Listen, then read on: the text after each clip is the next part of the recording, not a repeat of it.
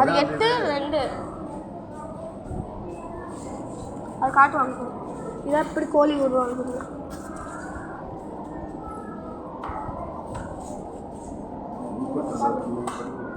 முட்டை இப்படி இருந்து இப்படி வந்து இப்படி ஆயிடும்.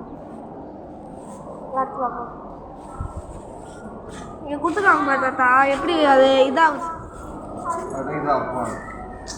சச்சு ஒழுங்கா பார்த்து. இப்படி இருந்து இந்த முட்டை எப்படியா இப்படி வரும். இங்கே அது எப்படி வளருதுன்னு காட்டுறாங்க. அதுக்காக இப்படி ஆயிடுது. புதிதாக பிறந்த குஞ்சுகள் அப்படி ஆகும். 1 வீக் கோல்டு சிக்கன். ஒரு வாரம் கழிச்சு அந்த கோழி ஒரு வாரம் கழிச்சு இப்படி ஆயிடுமா.